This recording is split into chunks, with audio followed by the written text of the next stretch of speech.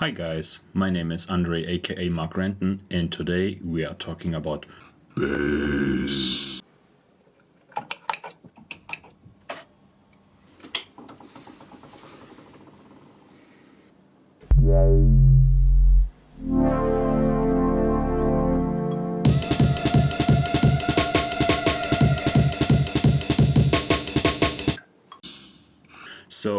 But before talking about bass, what we need is some coffee.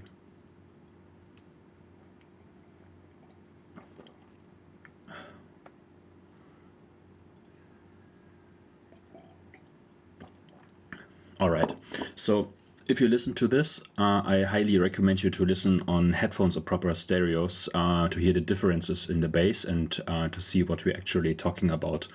What is this video about? So obviously in drum and bass we have a focus on bass and the bass basically should be in a very specific area of frequencies. And what we are talking about is between roughly 30 Hz to 100 Hz, where the sub bass is basically kicking in. That's what you try, of course, to achieve with your sub bass. I would like to give you some examples of sub basses I'm talking about. So if you're here, you can see my latest track, The Belters.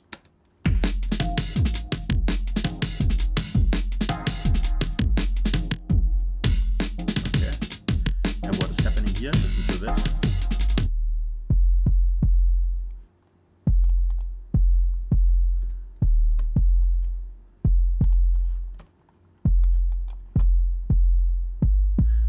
Okay.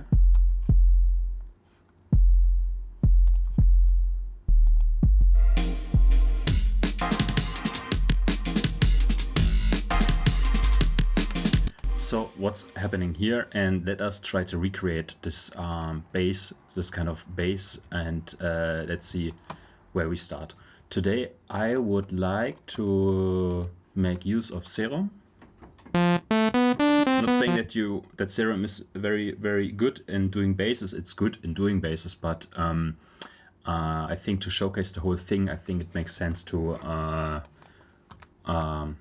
switch to a plugin where we can visualize basically everything what we are going to do. So the first thing I'm using here is expscope. I'm using this already for lots of years. We have this oscilloscope style thing and see basically on our time the amplitude. Okay. Then the second utility, what's quite handy, is this multimeter from Logic, where we're gonna make sure which kinds of frequencies we are actually hitting. Okay, so the first thing what we are going to do is to switch to sine. Basic. Okay, here we have a sine. And why a sine?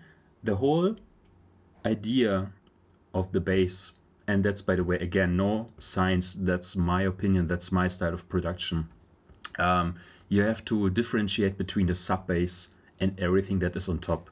Especially what I did wrong in the past is like, you know, you create a bass and then add effects on it and then it sounds muddy or maybe whatever, but you do not really have like a low kicking bass or like a low frequency bass line that you can hear on the subwoofer, that you feel in the club, that you can listen to in your car while you're driving on the German highway. Yeah, so that's why we would like to differentiate between the sub bass, which should be, in my opinion, as clean as possible, but on the other side we can add things there on top, like layers, like, you don't know, Reese basses. Like if you just one example here, for example, my Ghost in the Shell remix.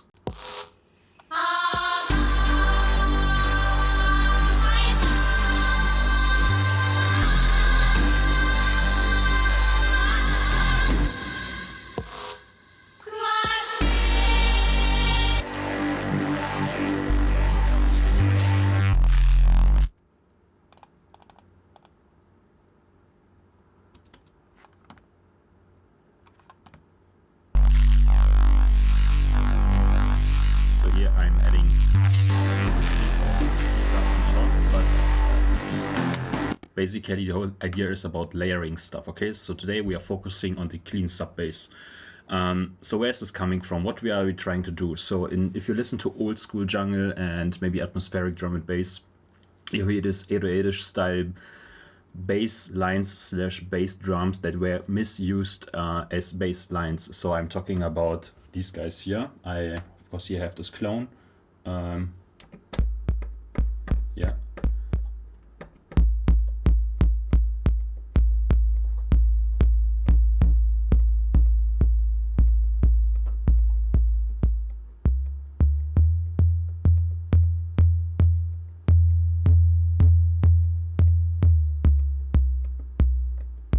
Okay, and back then the old school boys sampled this one, put it to a sampler, and basically we're using this for the bass line. But if we do the same with any synthesizer, of course we are a little bit more flexible, yeah?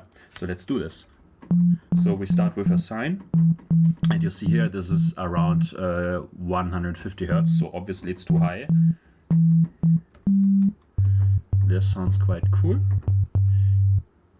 So G, let's go one octave deeper.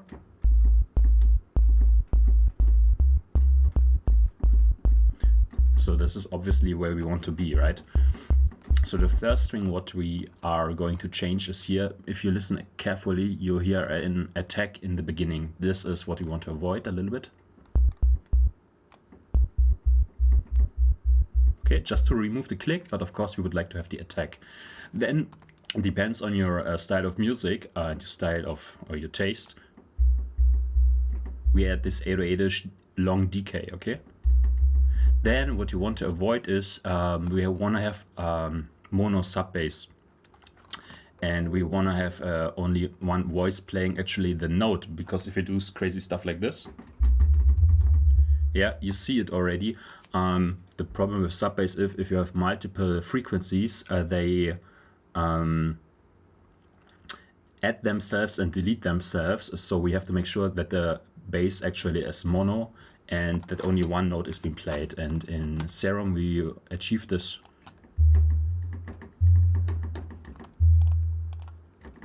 We're just clicking here this mono button, so we make sure that only one note is being played, and you see here already in the oscilloscope that what's ongoing here. Okay, then the next thing what we want to do is maybe add some attack. And there are two ways to actually achieve this. I showed the one that the first one, which is quite obvious, right? So we use basically this attack,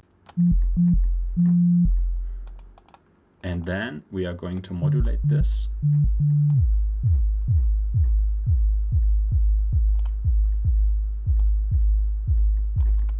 And then again, based on your taste,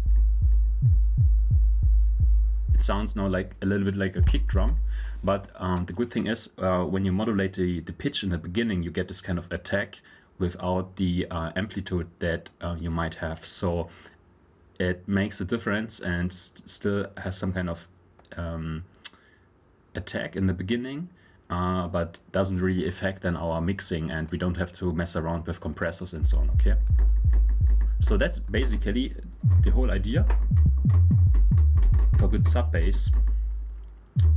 And of course it depends on your genre or the style of sound you would like to do. Some further advices here. Which kind of frequencies are we using?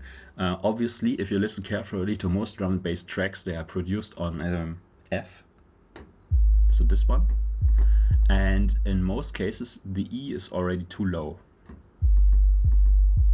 So why is this? If you go to any store like MediaMarkt or wherever you buy your subwoofer or your home system, obviously there's a range of subwoofers that have a specific size of the driver. They have a own resonance frequency, and this means that at a certain point of frequency they produce the most bass with the least amount of they actually need to consume to produce this bass. So that's the resonance frequency. In most clubs and sound systems, this is around F or G or around this area, which of course doesn't mean that you have to stick to this frequency, but just a tip beside this. Then a second thing that comes to my mind is, let's go back to our production here.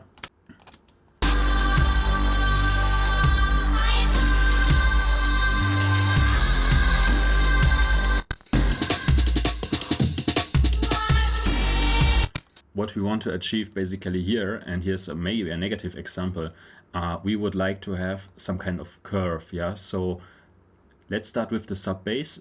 The sub-bass in your final mix, I at least try to target -6 dB, more or less, okay? And then from there, I try to have like this curve that basically is not maybe flat, but, you know, like goes down. And what you see here is there's like this valley in frequency. So obviously there's something missing. Maybe I could add there some instrument, or maybe boost something with an equalizer, or maybe keep things lower. Like a rich sound, based on my experience, should be that you have there some kind of curve, okay?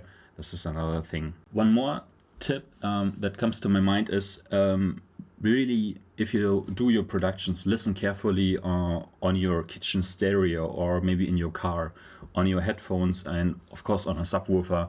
And you quite hear, of course, differences, how your track behaves and how your tracks basically can be consumed, but you will have really some surprises if you listen in your car, for example, where of course, at least in my opinion, it should work, right? Then of course on a like big subsystem, on a big subwoofer maybe, and of course on your reference speakers. So really listen carefully on different systems, and I just can highly recommend you to set up multiple speakers, like cheap speakers, expensive speakers, different headphones also makes sense. And finally, listen to it in your car. So that's it from my side. Please feel free to drop any comments if you have any questions, if there's something I can answer you. And hope you enjoyed the video, and yeah, talk to you soon.